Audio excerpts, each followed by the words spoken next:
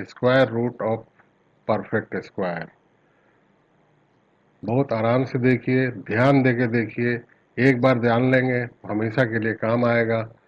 तो इसमें हमने ये दो टेबल दर्शाया हुआ है।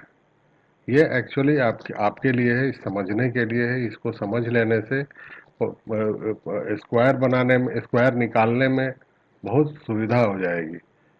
अब आप 1 से लेकर 10 तक का स्क्वायर तो जानते ही होंगे, तो उसी को हमने यहाँ पर लिखा हुआ है। ये साथ में ये इसका ये जोड़ा यहाँ से 1 से लेके और 81 इसलिए लिखा हुआ है कि 1 का स्क्वायर के जब करते हैं तो इसके यूनिट स्थान पर 1 आता है, और 9 का स्क्वायर करते हैं तब भी हमारे यूनिट स्थान पर 1 आता है। यानी कि यहाँ पर वो लिखा हुआ 1 हो या 9 हो, दोनों स्थिति में यूनिट स्थान पर 1 ही आता है। सिमिलरली 4 हो या ये 2 हो या 8 हो, दोनों स्थितियों में हमारे यूनिट स्थान पर 4 आता है। ये यहाँ पर दिखाया गया है, 2 हो या 8 हो, यूनिट स्थान पर 4 आएगा।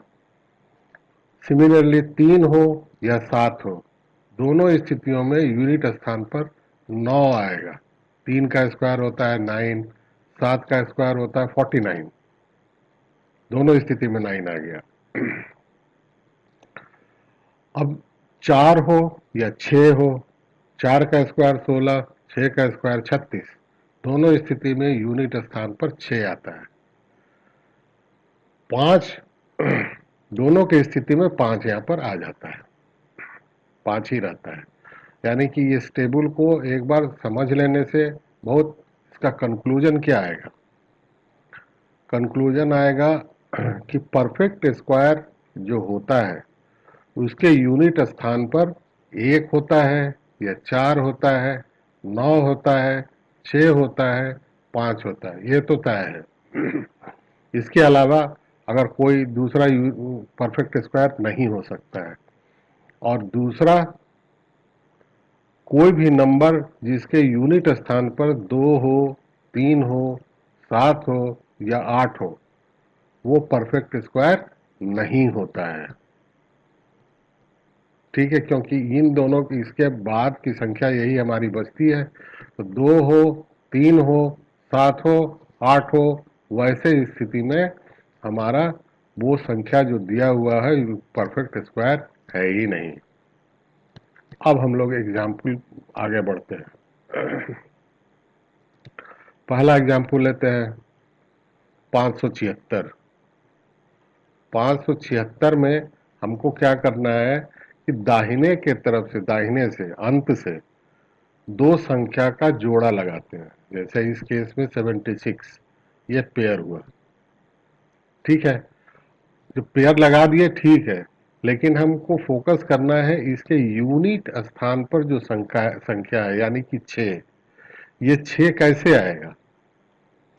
ये आएगा 4 का स्क्वायर हो या 6 का स्क्वायर हो, यानी कि हमारे जो उत्तर होगा, जो आंसर होगा, जो प्रोबेबल आंसर है, उसके यूनिट स्थान पर या तो 4 रहेगा या 6 रहेगा।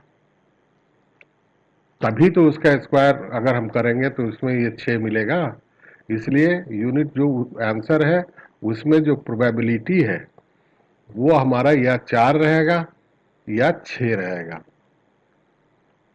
केवल यूनिट स्थान को देख लिया। अब इसमें ये 6 के वजह से हमारे आंसर जो आने वाला है उसके यूनिट स्थान पर या तो 4 होगा या 6 होगा।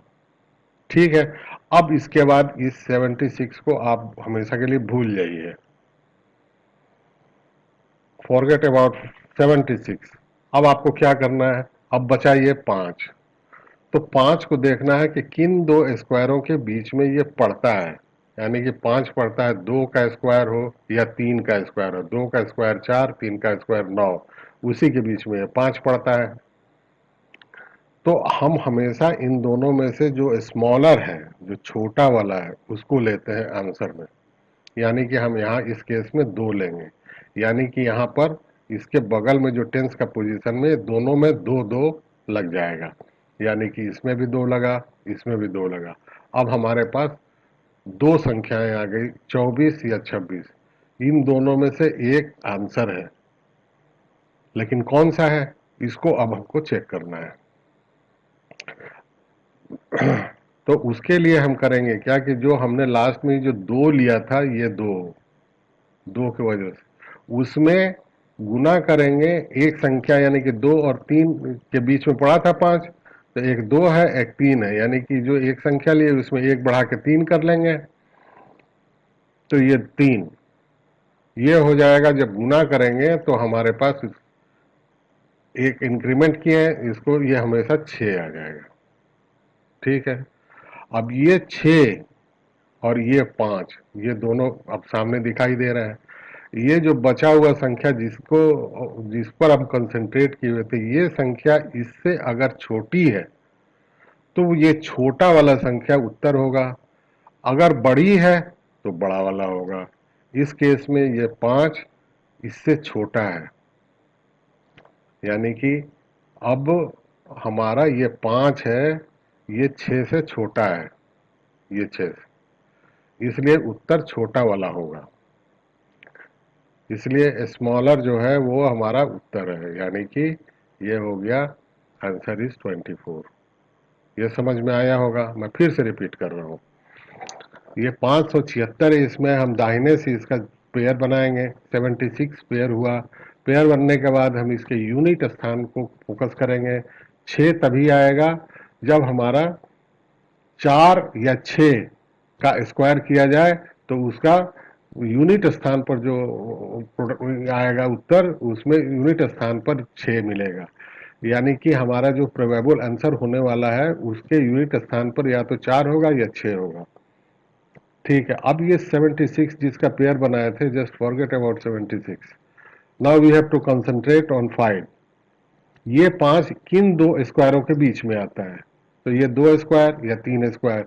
2 स्क्वायर 4 होता है, 3 स्क्वायर 9 होता है, यानी कि 5 जो हमारा पड़ रहा है 2 स्क्वायर और 3 स्क्वायर के बीच में पड़ रहा है।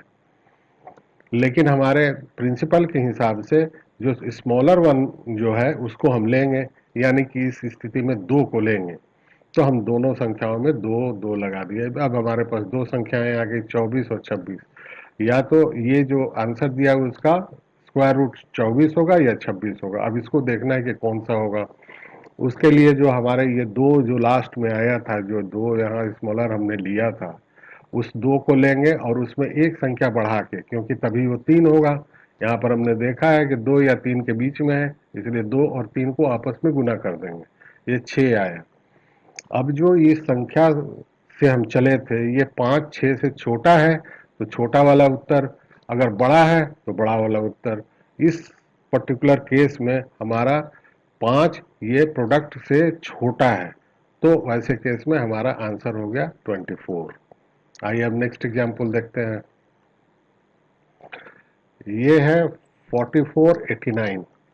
पिछले क्वेश्चन के तरीके से अब 89 का पेयर हम बना देंगे। दाहिने से बना तो दिया हमने, लेकिन हमको यूनिट पोजीशन पर जो संख्या है कंसंट्रेट उस पर करना है। तो 9 किन किन स्थितियों में आ सकती है, या तो 3 का स्क्वायर हो या 7 का स्क्वायर हो। 3 का स्क्वायर 9, 7 का स्क्वायर 49, दोनों स्थिति में यूनिट स्थान पर 9 ही होता है। तो अब प्रोबेबल आंसर में हमारा या तो यूनिट स्थान पर 3 होगा या 7 होगा।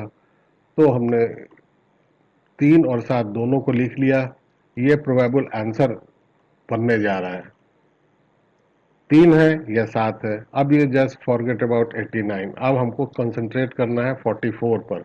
44 किन दो संख्याओं के स्क्वायर के बीच में आता है, तो ये अब आता है या तो 6 का स्क्वायर हो या 7 का स्क्वायर हो। 6 का स्क्वायर 36, 7 का स्क्वायर 49। जाहिर सी बात है इन दोनों स्क्वायर के बीच में आ रहा है, तो हमको लेना है छोटा वाला, तो हमने 6 लिया। और 6 जैसे लिया तो 6 दोनों तरफ जाके लग जाएगा, तो ये यहाँ पर 6 लगा, यहाँ पर भी 6 लगा, यानी कि अब जो प्रोबेबल आंसर होने वाला है वो या तो 63 है या 67 है। अब उसकी जांच हम करेंगे।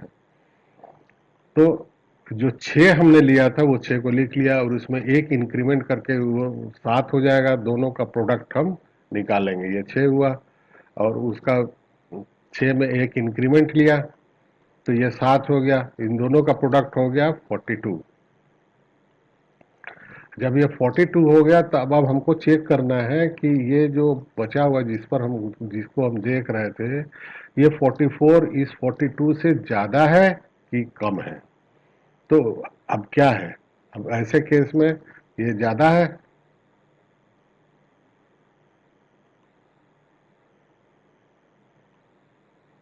ये 42 से ज़्यादा हो गया। तो जब ज़्यादा हो गया तो हमारा बड़ा वाला उत्तर हो जाएगा, bigger one is the answer. तो वैसे केस में हमारा आंसर क्या हो जाएगा, 67। पिछले वाले केस में कम था तो छोटा वाला लिया गया था, इसमें है बड़ा है तो हम बड़ा वाला ले लिए। ठीक है, आप समझ रहे हैं ना, मस्ती से एकदम इसको देखिए और खुले दिमाग से इसको समझिए। अगला एग्जाम्पल लेते हैं, ये है 3481। अब इस बार लेते हैं दाहिने से उसका पेयर, पहले हम बनाते हैं तो बना लिया, 81 आ गया। अब 81 के यूनिट पोजीशन पर एक है, एक कब आता है, या तो ए का स्क्वायर हो या 9 का स्क्वायर हो। तो हमारा प्रोबेबल जो आंसर है उसके यूनिट स्थान पर या एक रहेगा या 9 रहेगा, एक रहेगा या 9 रहेगा। तो हमने उसको लिख लिया 1 और 9, जो कि प्रोबेबिलिटी है कि जो उत्तर होने वाला है उसके यूनिट स्थान पर या तो एक रहेगा या 9 रहेगा। यहाँ इसलिए हम इसको बनाए हैं कि ये हम समझा रहे हैं कि एक क्यों कैसे आया, एक का स्क्वायर की वजह से या 9 के स्क्वायर की वजह से। ठीक है, अब इसको 81 को आप भूल जाइए, अब बचा 34। 34 के बारे में आप सोचिए कि किन दो स्क्वायरों के बीच में वो आता है। तो या तो 5 का स्क्वायर है या 6 का स्क्वायर है। 5 का स्क्वायर 25, 6 का स्क्वायर 36। तो हमको तो लेना है छोटा वाला, तो हम 5 लेंगे। जो 5 लेंगे तो इसके टेंस की पोजीशन पर दोनों में 5 हम लगाएंगे। तो ऐसे केस में यह 5 हुआ, ये 59 हो गया। अब दो संख्याएं मिल गई, 51 या 59, यानी कि इसका स्क्वायर रूट या तो 51 हो सकता है या 59 हो सकता है। इसको हम तय करेंगे यहाँ पर, इस जो आंसर हमने लिया था 5, उसको गुना करेंगे उससे एक बढ़ा के उसके उसमें एक इंक्रीमेंट कर देंगे। तो 5 और 6 है, 5 का स्क्वायर हो या 6 का स्क्वायर हो उसी के बीच में पड़ता है 34। तो 5 ये 6, इसमें ये एक का इंक्रीमेंट किया गया था। अब ये 5 और 6 का जो प्रोडक्ट आया 30। अब हम चेक करेंगे कि 34 30 से बड़ा है कि छोटा है। तो अभी 34 जो है वो 30 से बड़ा है, इसलिए बड़ा वाला आंसर हो जाएगा, bigger one is the answer. इसलिए जो हमारा आंसर है वो हो जाएगा 59। उम्मीद है कि आपको समझ में आ रहा होगा। एक और एग्जाम्पल देखते हैं 5 डिजिट का।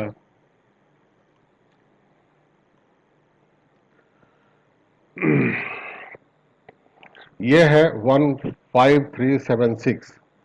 तो इसमें भी हम वैसे ही करेंगे, दाहिने से इसका पेयर लगाएंगे तो ये पेयर हो गया। पेयर हो गया, इसके यूनिट स्थान पर 6 आया। 6 कब आता है आप सोचिए, या तो 4 का स्क्वायर हो तो 16 आता है तो 6 आएगा, या 6 का स्क्वायर हो तो 36 आता है तो उसमें भी 6 आएगा। यानी कि हमारे प्रोबेबल आंसर में